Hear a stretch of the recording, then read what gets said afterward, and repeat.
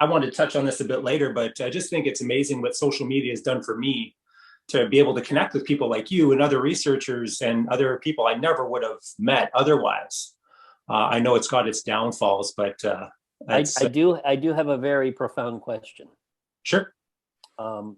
The bike in the back, do you actually use it or do you hang clothes? No, so kind of funny story with that. So when lockdown number one kind of happened for us up here, I think what you guys are doing down there is amazing. Let me just preface everything with that. But we actually, that was the only thing available was that monster there. Rogue was sold out of every bike. I like just out of the gym that I'm in. We had Concept 2 bikes. I just liked them for what they did. We couldn't get one anywhere. And literally I call all the way up from here to Saskatchewan. That's like basically 3/4 of the way of the country, and couldn't find one anywhere. So wait, which province are you in? In Ontario. Oh, so you're east. Okay. Yeah. Yeah, Saskatchewan's in the middle of nowhere. It's pretty, yeah. Now my nieces, both my nieces are going to go to school at USask there. So okay. Just so happens, just like a really flat province, I guess. I don't know. Yeah, and you guys can't, because I've asked some of my Canadian friends to come to the ISSN conference in Florida, and one of them told me, in fact, I think she lives in Ontario. Hmm? She said the challenge is when she gets back, she has to pay $2,000 and get quarantined. And I don't know when you fly back, yeah. So yeah. As it stands, it doesn't. We'd have to quarantine, like not down there. Obviously, it's much more lax, which is great. I think it's awesome. But for us to come back and be quarantined and then just kind of an extra 2 weeks outside of the time of the conference, it just doesn't. It's not feasible for most of us up here, right? So yeah, that's unfortunate. Wow. Yeah, it is. We can't really do much about that right now. So we buried down, and what my wife and I have just done is just kind of double down on our work, and it's kind of paid dividends that way. Right. So I'm just going to kind of run through basically just so some of the people that may not know you that through your research and that kind of stuff. So 93, you got your PhD. I did 1993 PhD, University of Texas Southwestern Medical Center, in the area of muscle hypertrophy. Nice. And then we got through to 96, your postdoctoral research in metabolism and endocrinology. You're still a professor at NSU, Florida for exercise phys, sports supplements for athletic performance, research method, independent study of sports nutrition. You're a CSCS and a fellow with the NSCA, co-founder, of course, of the International Society of Sports Nutrition, and the editor-in-chief of the journal, which is amazing. And also one of the co-authored many textbooks, of course, and probably spend more time on a stand-up paddleboard than anybody else I know. Yeah, certainly more than anyone in Canada. Yeah. Although, you know what, it's funny. I actually know Canadians who are avid stand-up paddlers, and some were former Olympic canoeists. I don't know if you remember the Olympic canoe in Summer Olympics it looks like they're sort of half kneeling, half lunging. Yeah, some of those guys when they quit when they stop competing, they actually go into stand-up paddling because it's one of those sports that, I mean, you go to real pretty places and you get to race on water. I mean, there's downside to it. In the world you could be doing. Yeah, absolutely. So I just think it's in such a difference. I've only tried it once. It felt like my feet were on fire the whole time because I was terrified of just not following in, but just you're like so stuck on that board, right? Oh yeah, your toes are like this on the board because you don't want to fall off, and people are like, "Oh my God, my feet hurt." I'm like, you just got to relax your feet. Yeah, I didn't do that real well. I didn't fall in, but I didn't go very fast either. So yeah. So a few things I really wanted to kind of pick your brain about, of course, going in depth in some of the stuff that you're obviously super well versed when it comes to your research is protein is number one, was kind of top of the list there. I'm sure you get questions on this stuff all the time, but with regards to my practice in nutrition, I deal tons with either hockey players, combat sport, and just general, I call them everyday champions. And what I wanted to touch on first before we got to protein was just more of when it comes to a calorie deficit, just for general population. Just your whether your findings or your your opinion when it comes to being in too deep or too long of a deficit and what that might do to someone.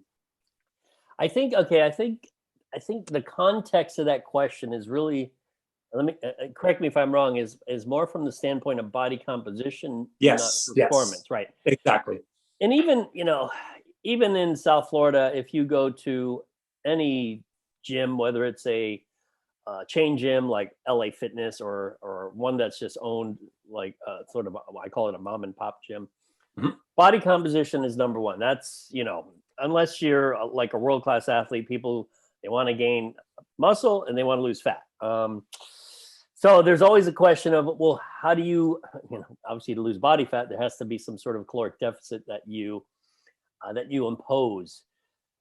And well, a couple things. One, the people who are really good at losing body fat and maintaining it, from my personal observation, because these are difficult studies to do, are the people who exercise a lot. Now, Yes. the caveat is people say, well, you don't burn many calories exercising. You know what? You're right. You don't. I mean, even people who go out and run for 30 to 60 minutes, every day or every other day, they're really not burning that much. And it's so easy to get that back in food. But I think what people miss is the behavior of exercise changes a lot of how you view food. Meaning, Mhm. I mean, food is great to eat. It's fun. It's something you should enjoy. But also, people who train feel better if they eat a certain way. So the question of how long you should maintain a deficit, I think, is dependent on what your ultimate goal is in terms of body composition or body weight. For instance, I see a lot here individuals who, let's say they have an average, they need to lose maybe 10 kilos or something like that. In order to attain that, I think there's a mindset that a lot of them don't have, but once they get it, maybe it's easier. I don't know if that's the correct word, but it's more feasible. In that once they permanently change how much they eat and what they eat, losing those 10 kilos, it might take a while, it might take a year, it might take 2 years, but you'll lose it and you'll maintain it. Right. And the key to that is the exercise part, because that affects everything else. Now, I'm not sure that answers your question, because I'm just sort of thinking off the No, top. absolutely. Yeah, that to me, the most important component is still, if you train like hell, if you train like crazy, a lot of it sort of takes care of itself, but it takes a long time. Whereas the people who are so focused on, I got to lose weight, I got to lose fat, I got to lose weight, they're so focused on that oftentimes they'll do drastic cuts in caloric intake, Mhm. and they'll also make the wrong cuts. They may cut out protein because, hey, there's calories in protein, right? When in fact, the one thing you shouldn't cut and maybe elevate is protein intake, and then maybe cut carbs and fat, and fat especially, because it's just calorically dense. It's easy to overeat. So I think that that might give you sort of a big picture of where I'm Yeah, coming from. absolutely. So I guess maybe to summarize, is it more so the habits that come along with quote unquote training like an athlete for that long-term success that might be kind of really beneficial for people trying to change their body composition? Yeah, I think that's absolutely right. In fact, I'm sure you've gotten this question a million times. I've gotten it a million times. I'm a bit older than you, so I've probably gotten it 2 million times. Uh, the idea of when people say, "Hey, I want to lose," I want to get in shape and I want to lose weight, and I say, "Well, what's your goal?" Well, my goal is I want to look pretty and my waist to shrink, and more often than not, I'll say, you'll probably never be happy with your body composition, Mhm. because it's rare to find someone who's like, yeah, I think I look great. I don't need to lose. I don't need to change anything. So I try to convince people. I say, can you come up with a performance goal that you like?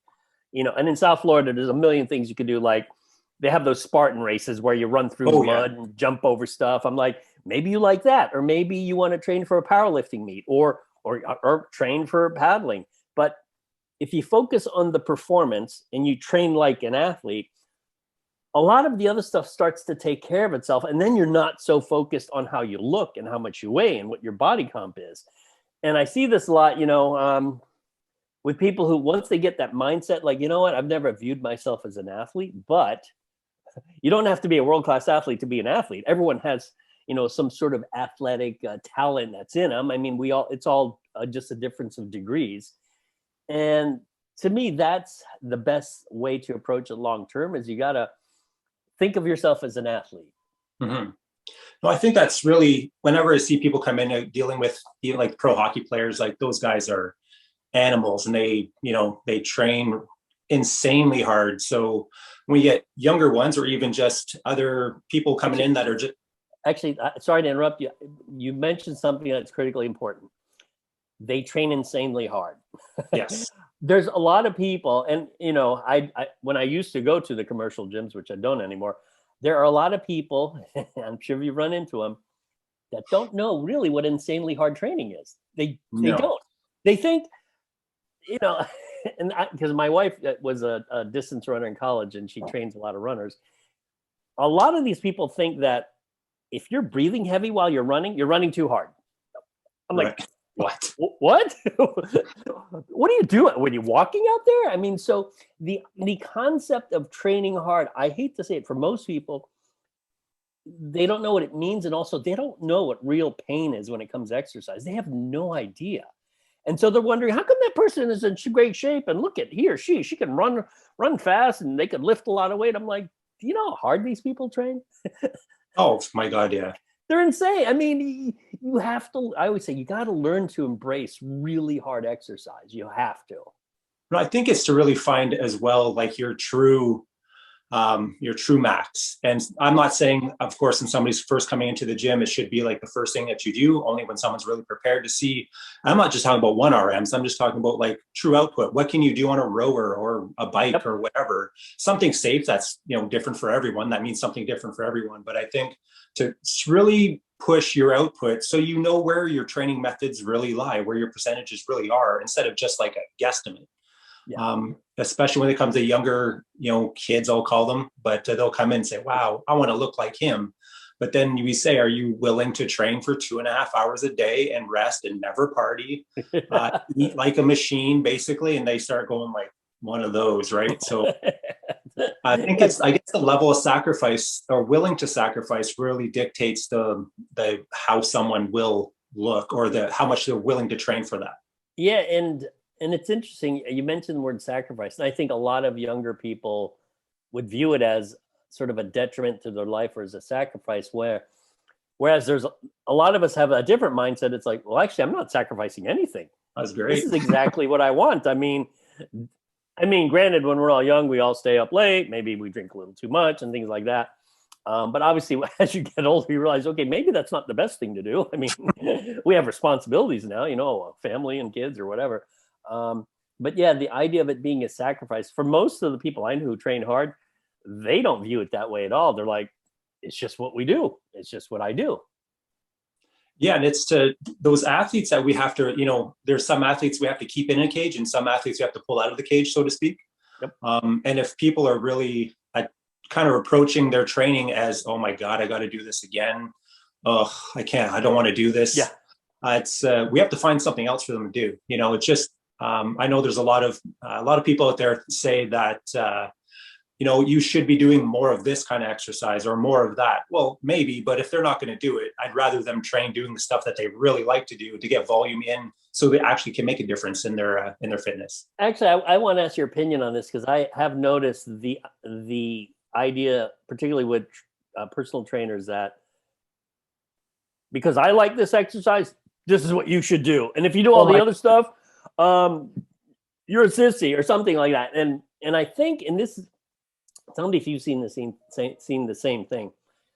A lot of this comes from the physique world, where people work with fitness competitors, bodybuilders, et cetera, where it's almost like if you're not lifting weights, you're wasting your time. And I'm thinking, my God, there's like a million other things you could do if you don't like to lift weights. But I see it I see it constantly, and I always found, wow, that is really a disservice to people. Yeah, I think it's more, a lot of times it's the inexperience of the coach and the not enough exposure to other things, because we find like that echo chamber that kind of works for us when it comes to strength and conditioning, right? Hey, back squat, 505, that makes you really strong. Or, pushing a sled or A, B, C. Well, you can insert every exercise here. But I feel kind of alluded to earlier when it comes to social media and that kind of stuff. Like I never would have reached out to like a gymnast coach before. Right. And to see how they structure their programs when it comes to the amount of volume, when it comes to plyometrics and that kind of stuff, because I just started to see the correlation there. So I think that it's really valuable for younger coaches to really get exposed to stuff that's on the opposite end of the spectrum. So if they are a weightlifter, maybe they should spend more time with powerlifters and vice versa, so they can see some cross-sectional or some crossover, I should say, from one exercise really to the next. Right. Yeah. No, I agree. And I think particularly if you call yourself a strength and conditioning coach or a personal trainer or something like that, it's good to be exposed to all those different points of view, because I think at the end of the day, there's a utility to a lot of different exercises. Mm-hmm. And I tell most people, I'm like, look, you're not making money off your body. You're not a professional athlete. So to be sort of stuck in this little bubble where this is the only thing that is good for your body, it's like, well, if you sort of open your mind, there could be other things that you might enjoy, but at the end of the day, you're not making money. You're not a professional athlete. So, for sure. And I think it's the value of even with the higher end athletes, where some athletes have something going on. Obviously, any athlete, whether it's a combat athlete or, it doesn't matter the type of athlete, there's going to be bumps and bruises and extra volume that we're going to have to kind of combat in the off season. So to find exercises for them, maybe their back is all jacked up and they can't do a back squat or a front squat. They can't, axial load whatsoever. We have to just belt squat. That's me. Right. So the belt squat is an amazing alternative for that. Do you have to do this big, bilateral back squat to get stronger? No, you'll just be a better back squatter. Well, I don't know. If you're not hip thrusting, you're not lifting. So right. Lots of that. Make sure you hip thrust every other day. my wife would argue on how much we actually throw that into our programming. So, all right. So I wanted to touch on a couple of things that, in my opinion, when it comes to people's success, when it comes to nutrition programs, I feel that sometimes really gets lacked or overlooked. And just to kind of get your view and maybe research that you've touched on is just keeping them satiated and something that they can do satiated throughout the day, and just something that they can control hunger with. So in your opinion or your research, what do you feel are some mechanisms or approaches that you've seen that works well for subjects? Okay. I think the first thing is changing the way someone eats or changing their diet, I think, is the hardest thing to do. In fact, almost everyone I know, all my friends are like, I'd rather exercise more than change the way I eat, because I like what I eat, whatever it is. So that's number one. And in fact, a brief segue. That's why I have never actually done a diet study. I know a lot of people refer to my high protein diet studies, but technically I didn't change anyone's diet. All I did was, here's protein powder, consume a lot of it. So okay. Diet is just almost impossible to change. However, the way I view it is I first see, what do you typically like to eat? What did you grow up eating? For instance, in South Florida, you have Cubans, you have Venezuelans, you have a lot of mixed race people who, what they grew up eating as kids are things that they're probably going to keep eating as an adult. So the question is, okay, how do you modify that so they eat better? And that's why, these different diet cults that pop up, whether it's you got to eat only meat, or you got to be a vegan or something like that, that's where you're so limited. I just don't think is realistic for 99% of the population. So you get people and you find out what they typically eat, what they like to eat. And I don't think you should ever say, don't ever eat this stuff again. I think that's just, I think mentally it sort of builds this idea that, wow, they just told me not to eat it again, but I really like eating it. So I'm going to eat it more because I don't like what you're telling me. So working within the confines of what they normally eat, I think the key thing to add dietarily, and I emphasize this with everyone, is can you make a small substitution of protein with carbs or fat? Because most people who don't even realize, once they start following their diet, they realize, wow, I actually eat mostly carbs and fat. And not as much protein. So I don't say eliminate anything, but just, maybe have a larger piece of chicken and less of a potato, or maybe in the morning, instead of having your traditional breakfast, whether it's pancakes or waffles or whatever, have a protein shake, so that you're just making small substitutions. But at the end of the day, I don't want people to change the way they eat, because it's almost impossible to make a permanent change in the way they eat. And based on studies I've done, the people who are really good at changing the way they eat, and there's a caveat here, are bodybuilders. Why? Because they know food is directly related to how they look, because it's basically physique. How do you look? However, they know that it's not, the way they eat isn't permanent. It's just they might gain weight in the off season, and then they diet for a show. So there's a utility to the way they eat. If you ask them if they like to eat this way, they're like, no, I don't like to eat this way. It's just a means of it's a means to an end, is what it is. Right. And I would imagine when they stop competing, they're not going to keep eating that way. So for them, it just serves some sort of it's a utility for them. It's a tool for them. But outside of bodybuilders who are really good at changing the way they eat, most people don't. I mean, they'll make little changes here and there, and that's why I always suggest make small changes, make small substitutions. And if you make small substitutions for a long time and are compliant, which is hard for a lot of people, being compliant, then you'll see changes. But a lot of people, and this, they have a hard time looking at this over the long haul. When I say, hey, can you do this for a year? And they're like, a year? I'm like, well, what do you expect? I mean, a month? Do this for a year, eat more protein, eat a little less carbs and fat, and I guarantee you'll lose some fat. It'll take a year. Maybe it'll take 2 years. Maybe it'll take 3 months. I mean, I don't know. But I think there's the fact that a lot of people, they want a specific time frame, and they want it to be fast. It's like, it can't be like a year. It has to be, more like 1 to 3 months.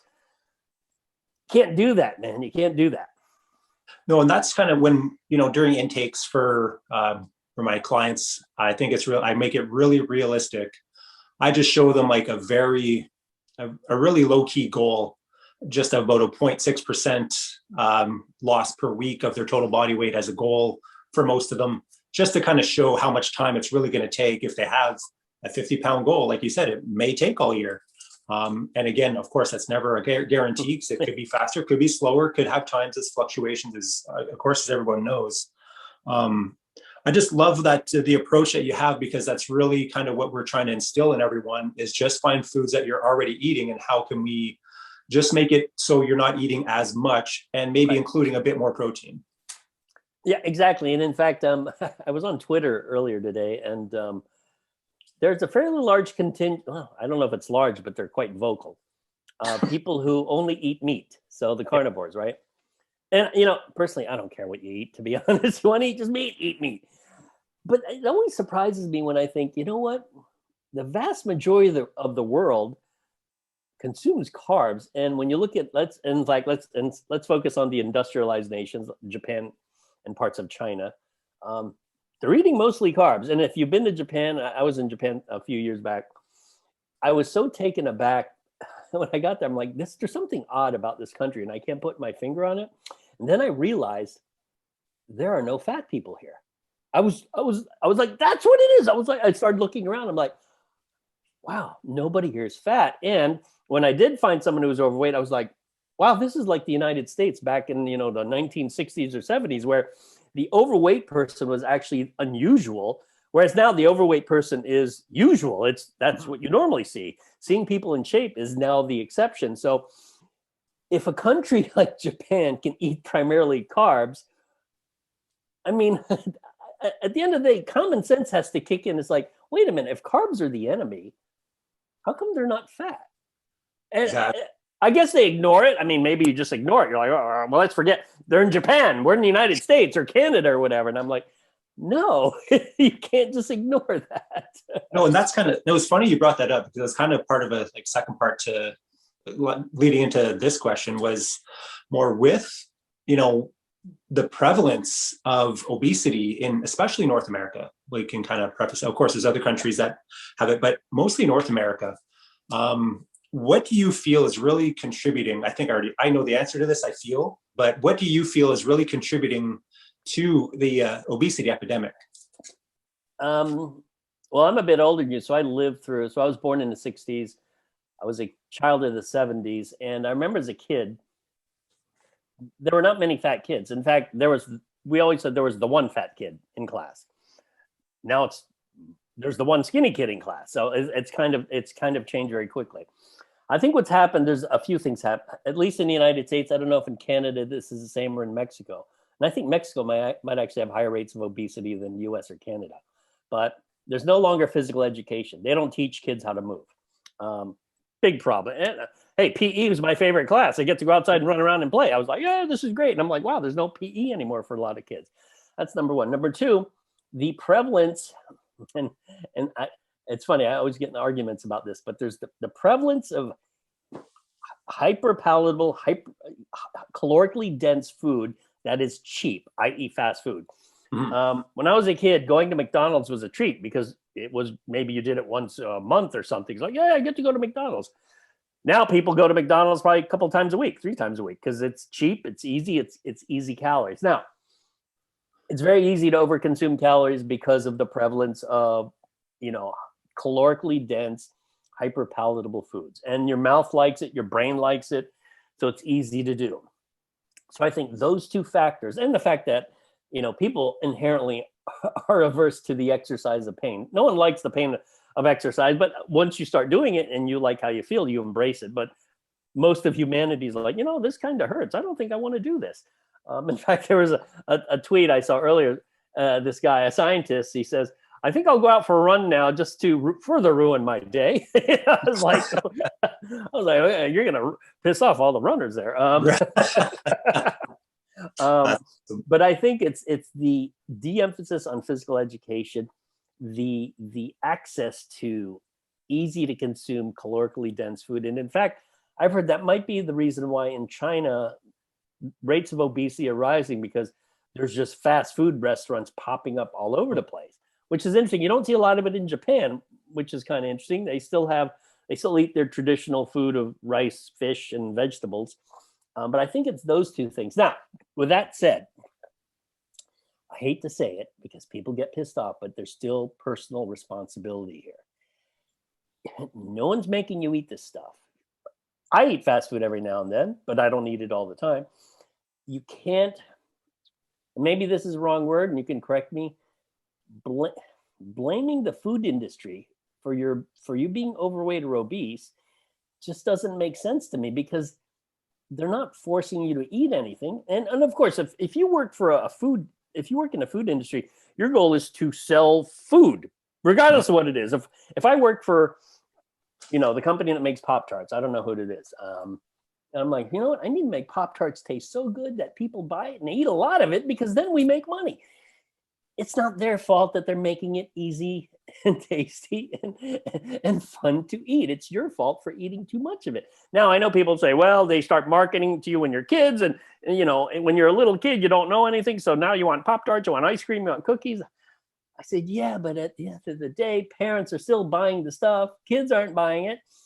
And parents have to teach their kids how they should eat. I mean, it still goes back to the family unit. If your parents aren't teaching you this, then you can't really blame Nabisco for selling you crackers. Maybe the blame lays on your parents, but I just don't like, this is what I don't like. I don't like personal responsibility being sort of set to the side and everyone always looking for some external factor. That it just bugs me. It's like, you control what goes in your mouth. So it's more like, I guess, to say it's not me, it's this, or it's not me, it's that, whether it's exercise or nutrition. Yep. I think the how easily we have access to hyperpalatable foods, even on Uber Eats and that kind of stuff. You don't even have to leave your house anymore and you can get it delivered. I don't think that's going to do anyone any favors. We had a brief lockdown in Florida and I learned all sorts of stuff. I'm like, wow, I could order this food and it'll just drop it off. This is awesome. I love this. So the ironic part is, even with no lockdown, I still order food a lot that way. I'm like, you know what? I'm just going to go on my phone. What do I want? Yeah, I think I'll get beef and broccoli. I mean, I love the technology. I love the entrepreneurship that's come from it. But yeah, it's so easy to get food. and to put some perspective on this, if you go back to the 60s and 70s, at least globally, the issue was not getting too much food. It was starvation. There were countries where literally humans were still starving. We've changed that in a half century where starvation, what? It's the world is getting fat. I mean, food is so abundant that we've basically taken care of, avoiding starvation, but now we've created a different problem, which is, kind of interesting. Yeah, and I think it's with the amount of inactivity because of our new busy live schedule, versus what we had to do back, quote unquote, back in the day where there's way more manual labor jobs and way more things that you just had to go out for. I think we're seeing a much different world with us kind of staying within our four walls, really contributing to that. And it's kind of our own personal responsibility to take steps literally to combat that. Yeah. Yeah. And you know what? And I know it's probably more difficult for you up there, but one of the reasons I like living in South Florida is I could go outside all year and I could always exercise outside. And I have no idea what it's like when you're stuck indoors and it's like, minus 10 degrees Celsius. I'm like, holy crap, what do you guys do up there? I guess you're on that bike. Yeah, that's it's awful. It's so being on that thing. It's so funny where you'll do like a 20 or 30-second sprint. Maybe if you're feeling froggy, you'll do a minute, and then maybe just really think about your life's decisions after that and wondering why I spent money on that thing. We do have like another bike for that's just a spin bike in the other room, but okay. That we just got because we couldn't. You can't use that. I can't use it every day. Like I'm late 40s. I'm not jumping on that thing every single day. So now, because just kind of my own, since I have you here, one of the things I wanted to touch on with me dealing with so many hockey players, just dealing with intermittent sports and nutrition, really kind of not just based for that, but just kind of based around that. Your take on approaches that whether it's a young hockey player or whomever, just an athlete, could take in helping themselves improve a little bit of performance, whether it's through protein, carbohydrates, or added calories through fat. Mm-hmm. So just the nutrition part as it relates to a young athlete.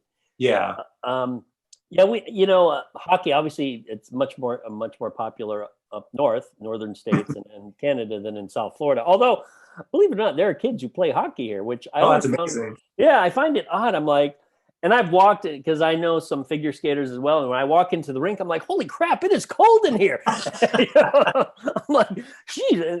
But then you walk outside, you're like, oh, now it's nice and hot. But anyway, whether you're a young hockey player, and down here we have a lot of young football players, we have young baseball players. I give a talk at a local high school to track and field and cross country. And I try to keep it very, very simple, because if you start bombarding them with too much information, their eyes will gloss, because it's the TikTok generation. You better get them in the first 5 seconds. Seconds, let's go. That's right. So, and I would say maybe half of them will listen, and then half will implement it, which I'm like, wait, that's great. Half of the half implement it.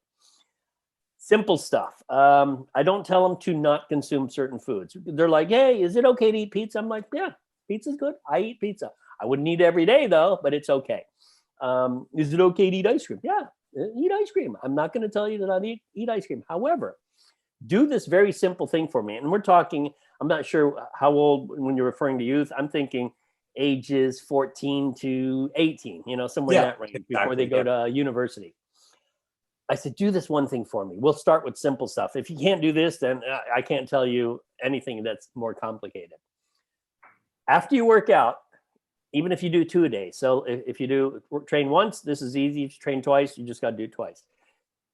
Drink a protein shake. That's 30 to 40 grams right after you train. That's it. If you can do that one thing, and let's say, because a lot of these high school kids, they do multiple sports, so they're training a lot. Imagine if you did that twice a day on, Monday through Friday. If you're doing a couple sports or you're training twice, you're getting 80 grams of protein right there just from the shake. And then eat your normal meals. I know most of you eat like crap, which is fine. I mean, everyone does in your age, but at least you're getting those 80 grams, and maybe you'll get 80 grams from the food you eat. And I say, hey, if you eat enough pizza, you'll get the protein, but you got to eat a hell of a lot of pizza. or hamburgers. Yeah, it's kind of junky, but you know, eventually you get the protein.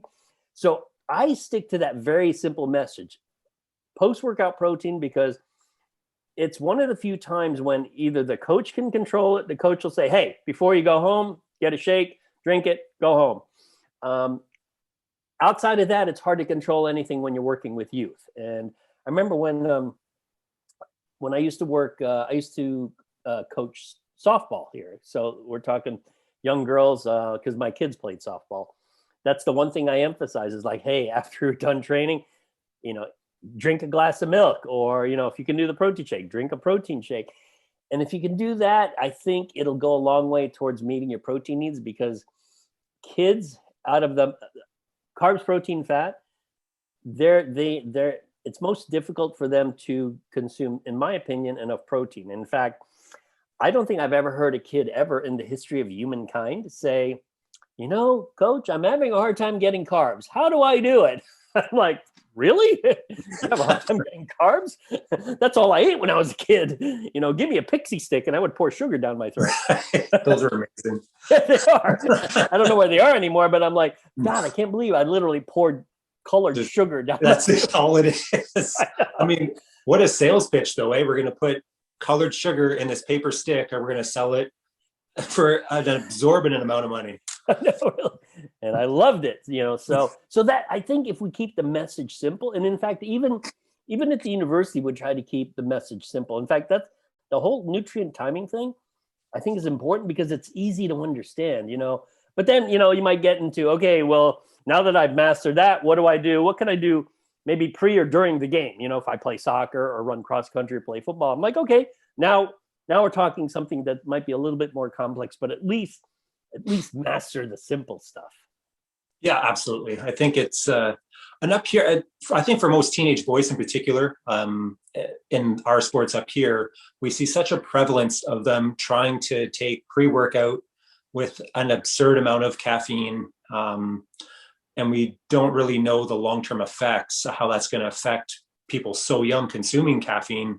Not that I've seen those studies yet, but I think that try to get the message across to kind of just ease their way into nutrition will probably gain them a lot more benefit instead of getting complicated and just really going down the calculations and that kind of stuff when it comes to their macros. Yeah, keep it simple. But the other thing I would recommend, and I did this with my daughters when they were little, believe it or not, is even for youth athletes, hockey is a perfect example, is take creatine. Take 3 grams a day of creatine. There's plenty of safety data. It's safe for kids. There's even data on infants that consume creatine, that if you consume 3 grams of creatine, and hockey, remember, people forget hockey is a contact sport where concussions are somewhat prevalent, that even if you don't care about how it affects performance, it's going to help your brain. And to me, if you play soccer, if you play hockey, if you box, if you wrestle, if you play football, any contact sport where there's a possibility of head trauma, take creatine, because it might have a prophylactic effect in terms of limiting brain trauma when you're involved in a collision. So to me, protein and creatine, you know, is like the king and queen of the chessboard. You got to take both of those. I think it's awesome. And just for reference for people that are going to be listening and watching, Dr. Antonio actually wrote the textbook on creatine. So that's where much of this information will come from. So it's not, it's definitely a solid source. I think it's crazy because creatine has been around for so long. And just today, I seen a picture of you in the best suit ever. Oh, when you're defending creatine like 20 years ago. That was amazing. Yeah, in fact, yeah, I know what picture you're referring to. That's I did a bunch of different interviews with Jeff Stout, he's a professor at University of Central Florida, and a sort of backstory to this. He and I started out as a student sort of at the same time, and we graduated roughly same time. I'm a little older than him. We started in academic same time. We both actually worked in the industry at the same time. But how old are you? What year were you born? 75. I don't know if you remember up until about maybe the year 2000, sports nutrition wasn't a field of study academically. In fact, most academicians, PhDs, medical doctors, they kind of made fun of sports nutrition. Like, protein, only bodybuilders eat that crap. We don't need that, blah, blah, blah. And I was like, and Dr. Stout and I were like, you know what? They're wrong. They're just wrong. And I remember we decided to write a book called Sports Supplements. And if you remember, the word supplement just had a negative connotation. Oh my God, yeah. Yeah. So we're like, screw these people. We like supplements. We don't care what anyone thinks. So we wrote that book, Sports Supplements. It was that lime green cover. Still my favorite book, to be honest, out of all the books I've done. And starting in the year 2000 till now, it's 21 years later, the field of sports nutrition as an academic field of study has exploded. Every major university now has a sports nutrition course. A lot of them have graduate programs where they focus on sports nutrition. If you go before the year 2000, that did not exist. It was not a legitimate field of study. So one of the things Dr. Stout and I emphasize is like, hey, look, we both can't be right. Either sports nutrition is a legitimate field of study, or we're just, a couple of morons. But we were right, because it's clearly a legitimate field of study, because now people are studying this for their doctoral dissertation. And as you alluded to, I've written a few books. I forgot about that book on creatine. It's funny. I was like, yeah, I did write a book on creatine. Yeah. Yeah. So yeah, it's funny how in 2 decades, it has transformed both on the science side and on the industry side. I mean, now people like you who aren't scientists, but you have access to all this information. It's literally, it's on your phone. You're like, you can just look it up. It's so cool. That's really, and that was the mind-blowing part of when it comes to my own like coaching journey of trying to find an edge. And that was always, I felt, when it came to training, I just felt that you just train really, really hard. If you're kind of smart about it with some kind of terms that you're working with, then you should be set. Whether you're training as a weightlifter, a powerlifter, a sprinter, whatever the case was, especially way back when, there was no one training, let alone anyone eating right. I still remember when I don't even know, I was late teens, and my sister's boyfriend at the time making fun of me for taking protein. He was like, that's just aspirin. You're going to walk around here like this. I could do that. I was like, I don't know what you're talking about, but I don't think it's aspirin. So, well, no, what's funny is those kinds of views are fairly recent. It's not like this was 100 years ago. It's like, wait a minute. I remember, and I don't know if you do you go to the NSCA conference, National Strength and Conditioning? No, I haven't yet. Yeah, I haven't been going in. I haven't gone in a while, but I remember when it started. It started, I want to say, the late 70s, early 80s. And people made fun of these guys, the ones who started the NSCA. And I remember going to the American College of Sports Medicine conference, and and the attitude that a lot of these scientists had towards resistance training. This isn't that long ago. I remember overhearing conversations like, weight training, it's just for bodybuilders. You don't really need to lift weights. You just got to do cardio. Well, actually, they said you got to do aerobic training. And they were very anti-resistance training. It was just, and this is recent. I mean, I'm a college student. I'm hearing this. I'm like, these people are really crazy here. They're really crazy. How could you're anti-weight training? What the hell is that? And so these kind of attitudes, being anti-weight training, being anti-supplement, being anti-protein, being anti-creatine, these are recent things. This isn't 100 years. This is recent, and it's still common, somewhat common now. In fact, I had a student send me. She's like, "You're not going to believe this PowerPoint slide." So she screenshotted it, sent it to me, and I was like, "What?" It listed all the negative side effects of consuming protein. I was like, she's like, "Yeah, I don't even know what to say. This is her presentation." I'm like, oh my, I mean, what? So this is happening today.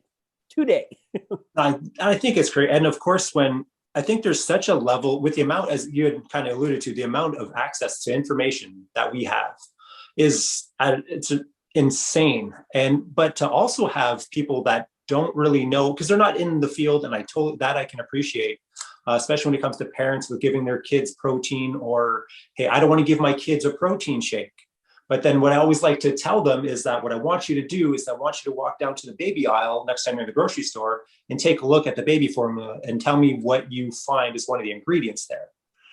And then they always say, well, why? And well, you're going to find whey protein in just about any baby formula out there. So I think there's a lot more of education when it comes to outside of what we do that has to happen. And I feel, which is kind of funny, where we'll see this all over social, where people that are absolute quacks and have zero knowledge on a base, because they have a big following, they have a really loud voice. And I don't think that should be the case. Yeah. And I don't know how you get around that. Yeah, it seems like if you win the popularity contest, people will listen to you. And to me, that I always say the good thing about social media is that now you have access to the experts. The bad thing about social media is now you have access to the idiots. So if you don't know who the experts are, like if I decided, you know what, I want to learn more about auto mechanics. I don't know anything about how a car works. I wouldn't know who the expert is. I would just, I'm like, okay, who's a car expert? And then you have some guy saying, yeah, if you put sugar in the gas tank, it'll run really well. I'm like, hey, I'm going to put sugar in the gas tank. See how it works. So I can see it's really difficult for the average person who's not educated in our field to be completely confused. In fact, they say that all the time. They're like, I don't know what to believe anymore. Eggs are good. Eggs are bad. Protein good. Protein bad. I'm like, how do I know? I'm like, yeah, I guess it is. It's tough. It's really tough. And I just feel with every other person coming out with some other, going to really at great lengths to seem like an expert, I think is a terrible thing, where you get some people saying that fruit is terrible for you. It's worse than candy. Or they take some small snippet of a study that they don't understand and turn that into fitting into their echo chamber of them. Look, I'm right. This is the way it should be. Yeah. I think that they to be able to quote those, there should be like we have to, if we're going to submit to a journal, like that goes to our peers and we get reviewed. That doesn't happen in social media. And I think if people were putting out content, like informational content outside of entertainment, I think maybe if there's a way to do that would be great.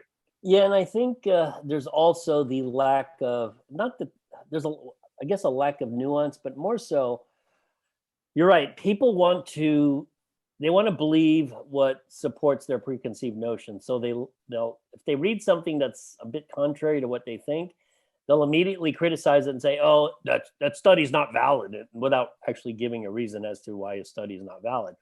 Or they'll come up with, I always tell students, there's 1,000,001 ways to criticize studies. It's actually not that hard. Once you learn to do it, you're like, wow, it's easy to pick these studies apart. I'm like, yes, it is, because they're so limited.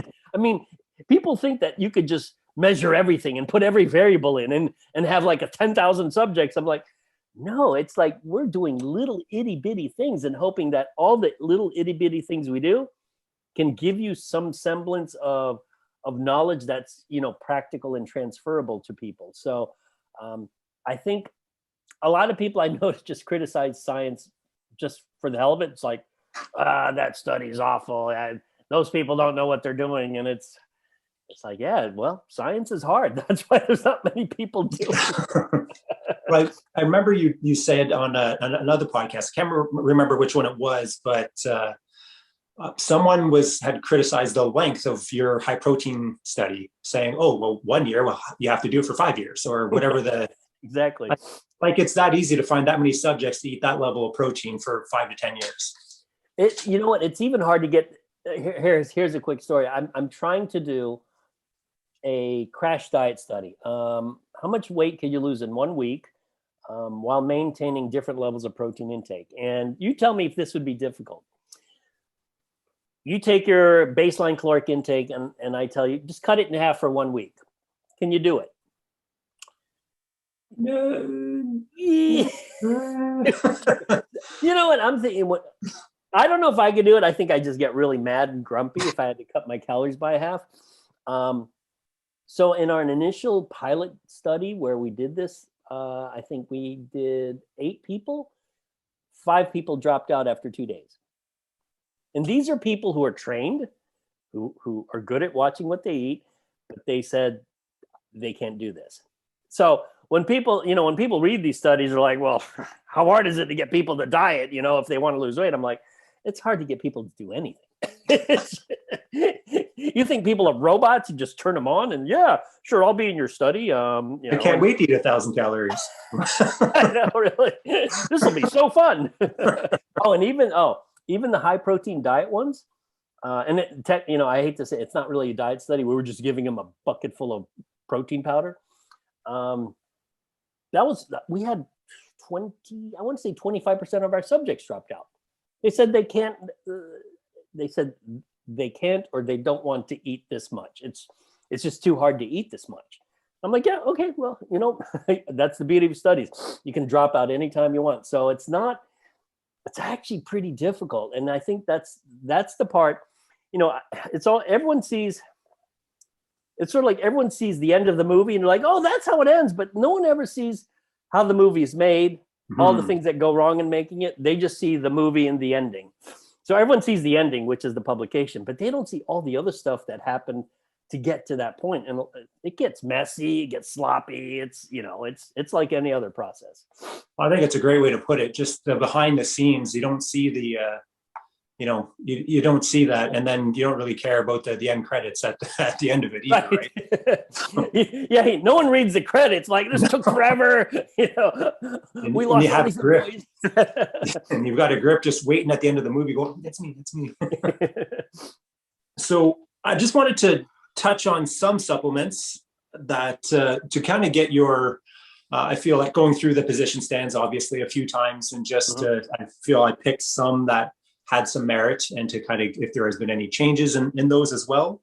And also kind of stuff that's come, I feel pretty recently was not the ISSN's change of stance, but just a very popular opinion when it comes to BCAA, so branched chain amino acids, and kind of like I guess we can call it a flip-flop when it comes to opinion of usefulness when it comes to BCAAs. So would you mind kind of touching on that a little bit? Well, I think the branched chain amino acids, I think where people are only viewing it from the lens of would branched chains would BCAAs help with enhancing muscle hypertrophy or growth within the context of resistance training? The answer to that is, yeah, it might a little, but whole protein's better. I don't even think that's controversial. But I think where people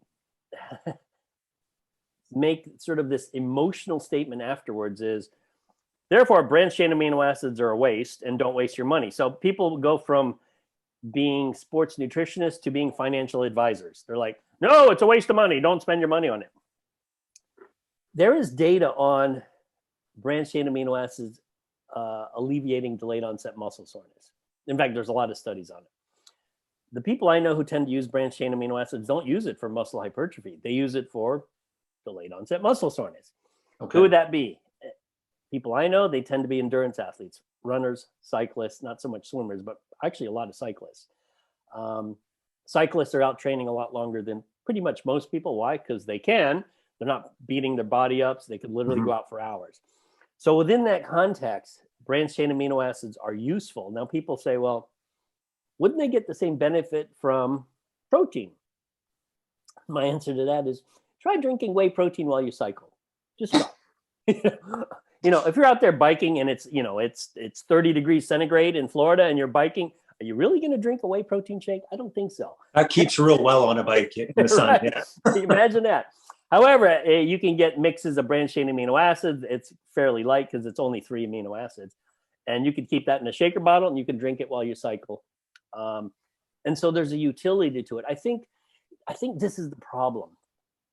People get very, what's the word? It's not the echo chamber.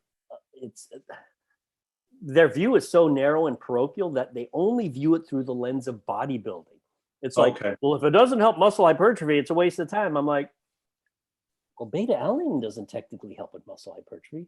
I guarantee you, beta-alanine is a great supplement for anyone who engages in a sport where you produce a lot of acid. It's a great supplement. Has nothing to do with bodybuilding. So I think once you remove the lens of this is just for physique people, then you have a much broader view of it. And with branched chain amino acids, I don't know anyone who recommends it for muscle hypertrophy. Most of the people who use it for alleviating delayed onset muscle soreness. So I guess what we have to really, when it comes to supplements as a whole, we have to consider sports nutrition, not bodybuilding nutrition, more so as the lens that we're looking through. Yeah, and I think most people conflate bodybuilding nutrition with sports nutrition. And it kind of makes sense because when you think of it, a lot of the initial practices in sports nutrition came from bodybuilding because let's face it, they were the only ones taking supplements for a while. Oh yeah. So you got to give credence to the fact that it was bodybuilding that sort of pushed all this stuff to the performance sports people. But now, so many people and so many different athletic endeavors that involve performance are using supplements now. To me, it's become a normal part of training now. And I think because bodybuilders need that nutrition, that's their advantage, was nutrition. Take the drugs out of the sport. Like, let's just, live in that crazy world where we can remove any performance enhancing drug where we didn't have those and it was nutrition. I think that we'd have a much better prevalence of learning from bodybuilders earlier on in translating that into other sports. So like if other athletes, whether it's cyclists that you mentioned or whomever, I think if they all ate as diligently, maybe not like a bodybuilder, but as diligently as a bodybuilder would, we'd see a much different athlete. Yeah, if they treated nutrition the way they treated training, I think they'd be much better off for it. Absolutely. Yeah. That's an awesome statement.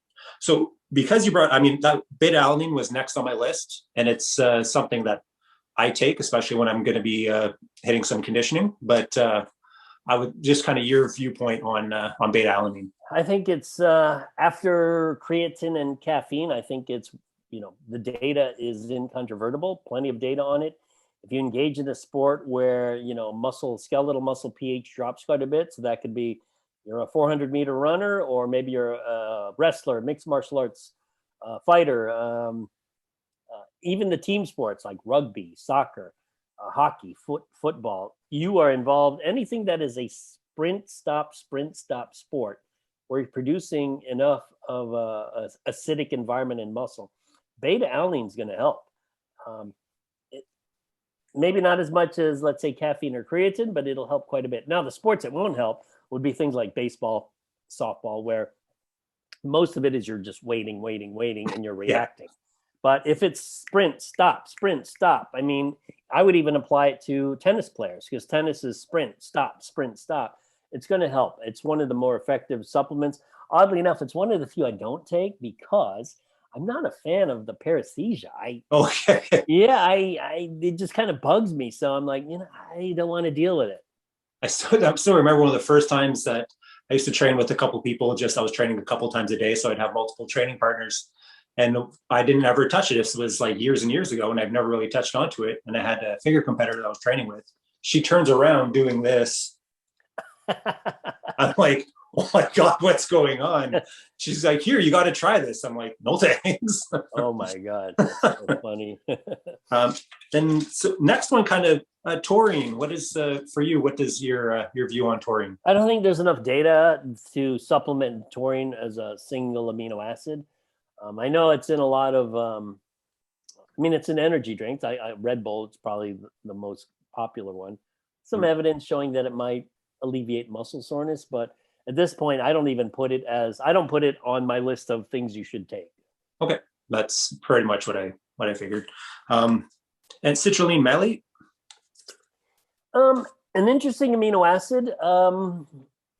Although there's not a lot of data, I think it's worth trying. If you're in a sport, I think, particularly an endurance sport, I think it might be worth giving it a shot. In fact, we had a webinar. I think it was last year where I forget who it was.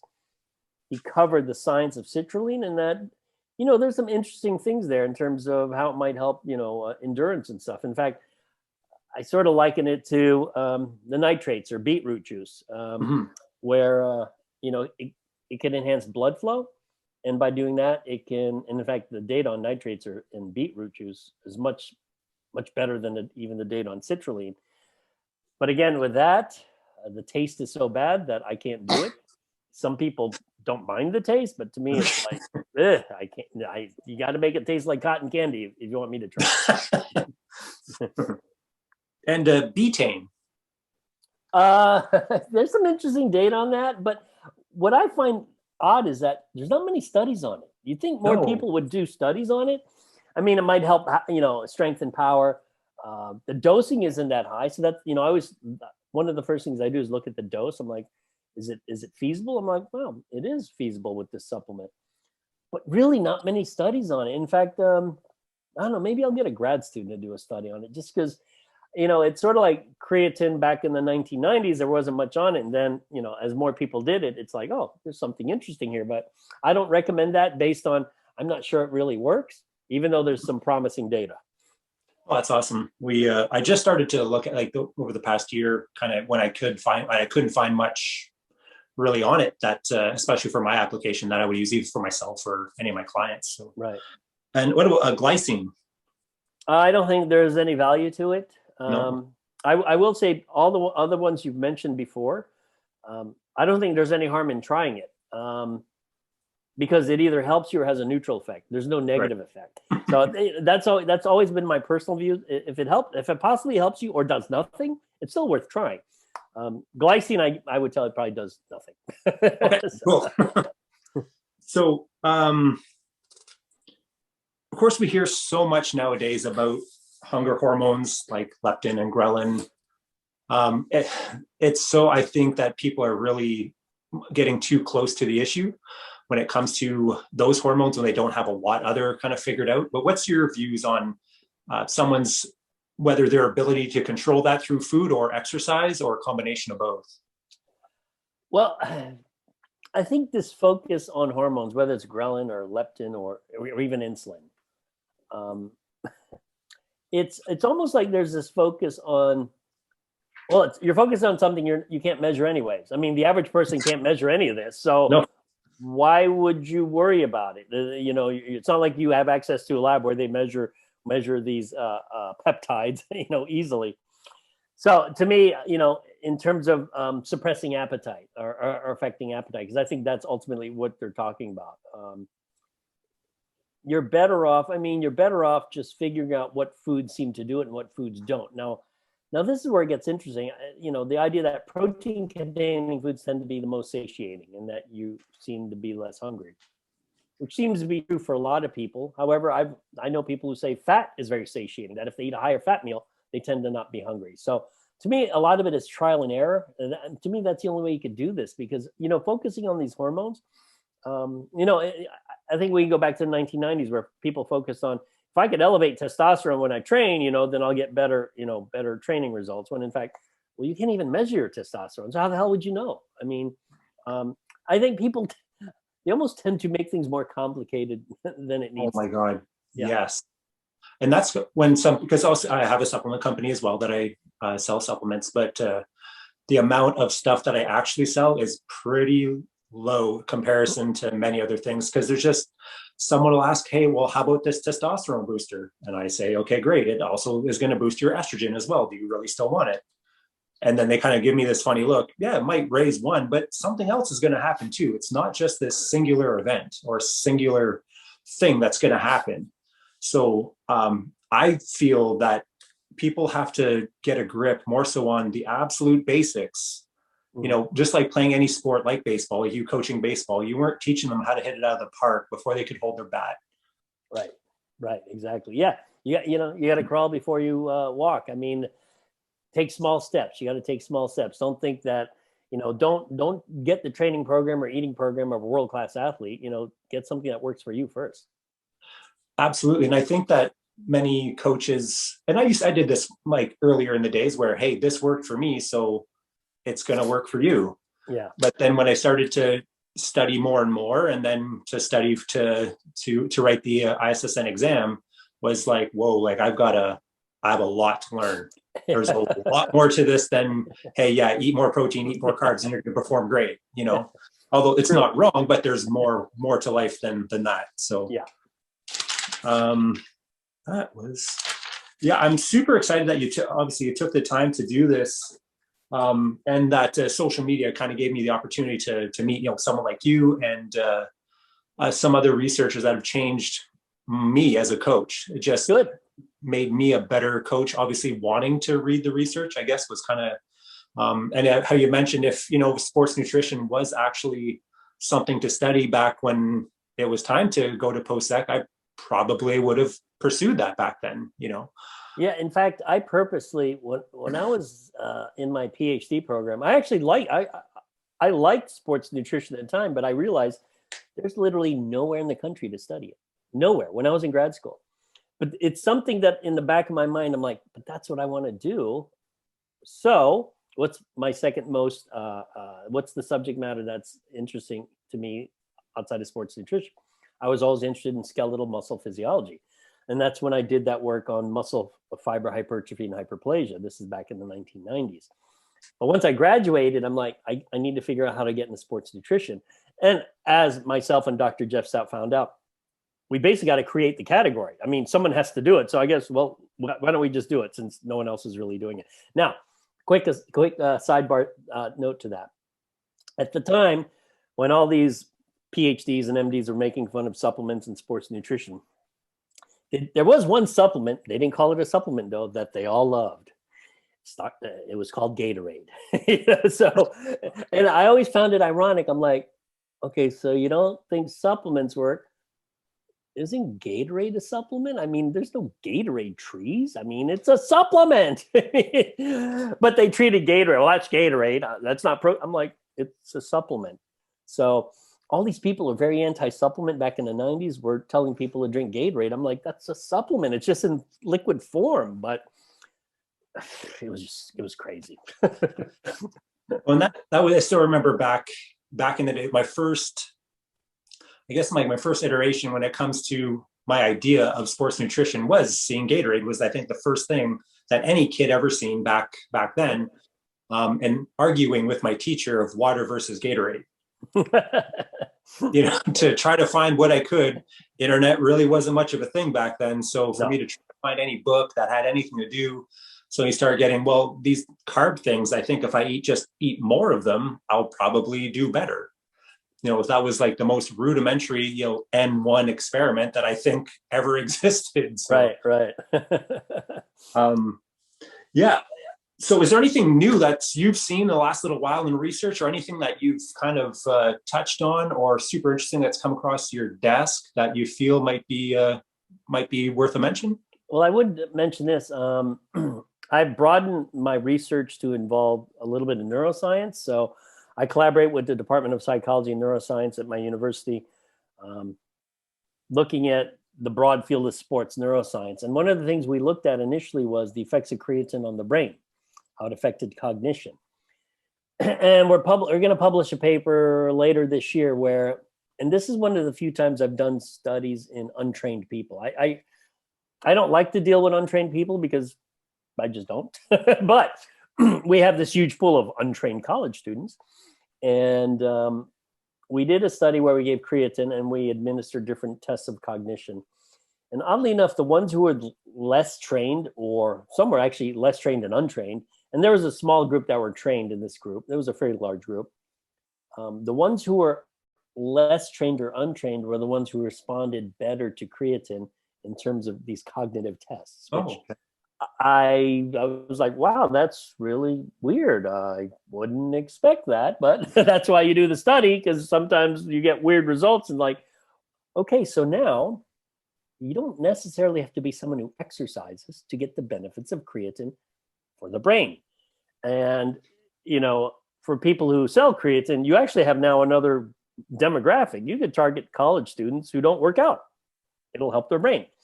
So to me, that's kind of cool. In fact, there's a lot of stuff in the field of exercise physiology where, I tell everyone that exercise physiologists are really good at studying what happens from the neck down. We know what happens to the heart, skeletal muscle, bone, etc. We're not really good at the neck up stuff because, let's face it, the brain's more complicated. So if you collaborate with the neuroscience people who don't know much of the neck down, it forms a nice alliance. So that's really the area that I'm starting to go into a bit more. Again, focusing on nutrition and exercise, how it affects the brain. Oh, that's amazing. I think I do a lot of work with a local athletic therapist who does a lot with the concussion patients. Obviously in the sport, hockey, it's prevalent, obviously. Figure skating, same thing. I couldn't believe that so many people that get into horseback riding, the amount of concussions that come out of there as well. Yes. That was a mind blower, to be honest. But I think to do a lot of work with her and kind of to see however we can make an athlete's life a little bit better and get them back playing the sport that they love, regardless if it's for a paycheck or just for the love of the game. Yeah, it's funny. I for some reason I never think of that sport, equestrian or horseback riding, and in fact, probably some of the more traumatic injuries happen there. And also, I don't know if there's much data on it, but bull riding and bronco riding, going to the rodeo, I would imagine they probably get a lot of head trauma being thrown off a bull. I mean, that can't be good for your head. There's only one result there. I know. I'm like, who the hell gets on a bull and tries to ride it? I'm like, that's kind of crazy. Yeah, I won't even go down a trail on a bike anymore, let alone ride a bull. So, see, you've gotten smarter with age, right? Yeah. So I really appreciate you doing this, Dr. Antonio. I know you're a really busy guy and just kind of taking the time. Wish that we could head down to South Florida to obviously be at the conference. That's next year. You should do it next year. We are in, it's June, I think it's June 16, 17 next year. We're in Fort Lauderdale, Florida. Okay, awesome. Definitely. And I know there's no beach where you are. There's a beach down here. Not like the ones down there, that's for sure. Okay. So I super appreciate the time connecting. Obviously, just you're welcome. And yeah, I hope to talk to you soon. All right. Thanks, Troy. Appreciate it. You got it.